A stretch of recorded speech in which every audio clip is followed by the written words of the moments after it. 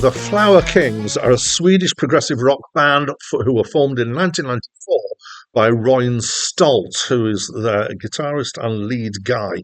And he formed them to tour his solo album, which was called The Flower King. So he called them the Flower Kings as a result. But then they kind of basically got established as a band. So they've had more or less continuous existence since then, with a few breaks, and they have released to now 17 studio albums. Hi, my name's Dan, and this is a review of the Flower Kings album Love, which is a new release.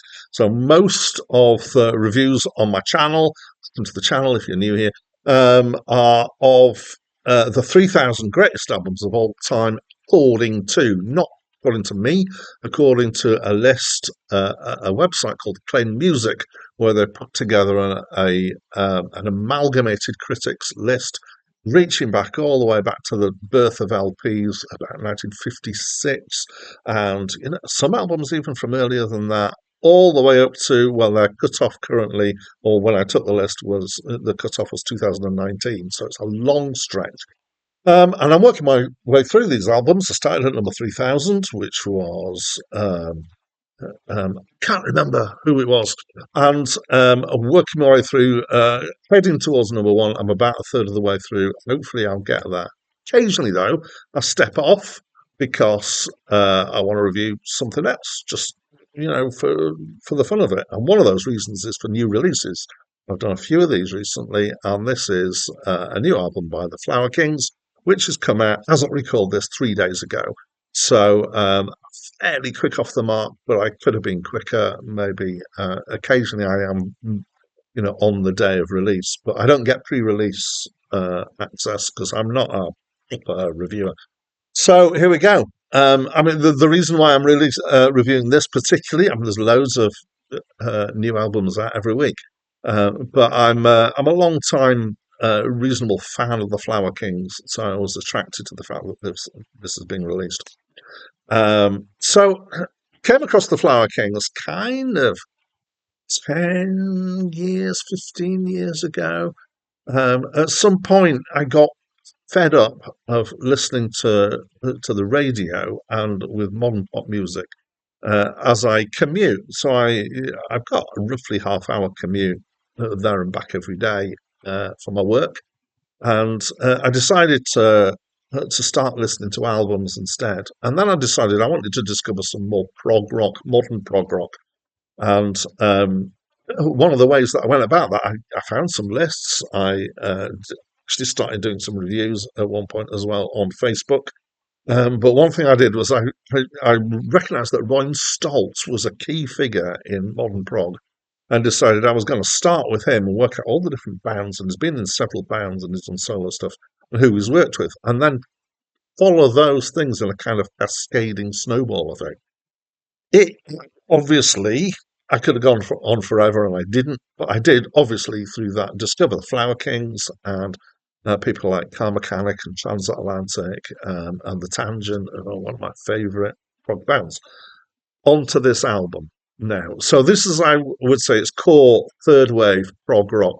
So prog rock kind of had three phases, except the last phase has been much bigger. So initially, 1969, most people would say that's when prog started, and then through the 70s, that was the kind of the old school prog. People like Genesis and Yes and Van der Graaf Generator and King Crimson and a whole load of other people. And then in the 80s, there was a kind of dying away of prog, and then a resurgence of it, which particularly focused on synths. So, and that became known as neo prog.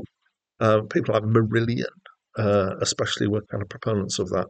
And then getting into the kind of mid 90s, there was this resurgence of maybe of a slightly more traditional prog thing, and that's so what we're 30 years ago, roughly from there, and it's been this kind of third wave has been going since then, and it's not in the mainstream, but there are a reasonable number of fans out there. The way music's gone is that it has become quite siloed, and I've dived into to a certain extent this third wave of prog. There's some really good stuff out there.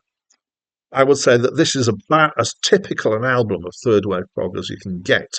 So it sounds like kind of harking back to 70s stuff, kind of a fusion of Genesis and Yes.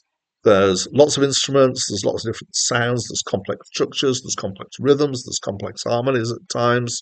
It's kind of light to mid-paced rock.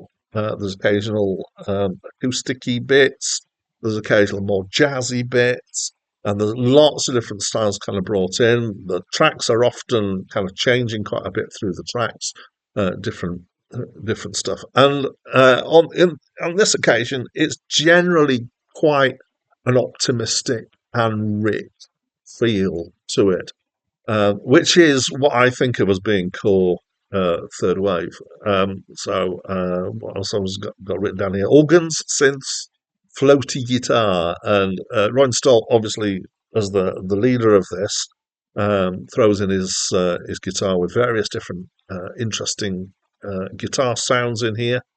So none of it is really, I would say, either dark or funky or crunchy. It's not metallic in any way. Um, it's not as bright and shiny as Yes used to be, but it's not got the darkness that Genesis used to have.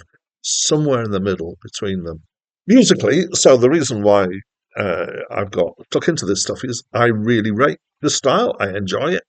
But I do have a complaint, which is that I think that progressive rock, as is now, has not truly been progressive for years. I think it's very much formulaic in some ways, just in terms of kind of feel and style and the way stuff's put together. And you have to have some of these bits and some of those bits. So, well, um, it's become formulaic is probably the wrong word for it, but it's not. It's no longer surprising.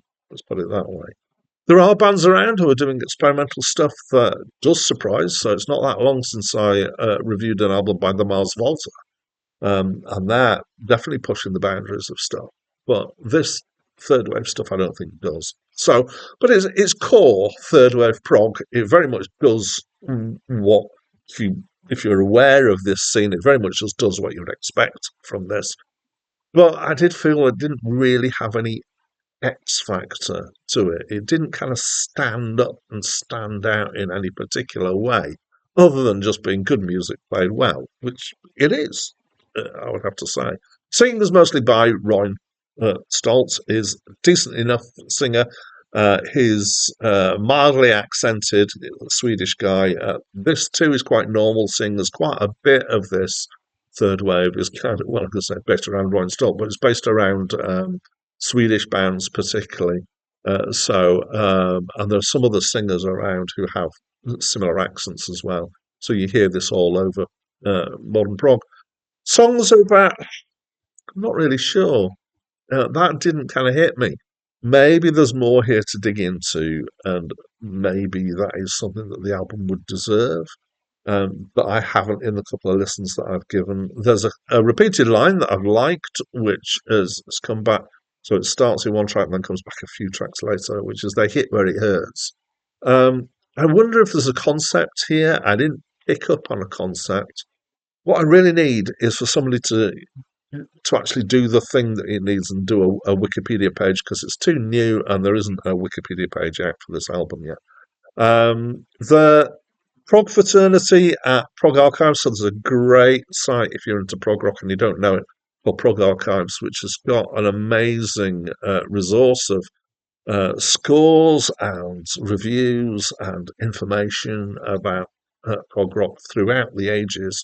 And the kind of general feeling there seems to be similar to the one that I've got, which is that it's strong, but it's not super strong. It's not sticking its head out above the crowd. So I would say if you want to, if you're not into, I mean, if you hate prog, don't listen to it. But if you want to find out where prog's got to after it kind of disappeared out of sight in the mid-80s, then this is where it's got to. So have a listen. You might love it. And explore some more stuff by the Flower Kings as well. As always, at this point, if you know this album, you've heard it, I'd love for you to tell me what you think of this album. If you're new to it and want to have a go, do listen to it, and then come back and tell me what you think of the album. I'd love to know what you think. But that's it from me for now.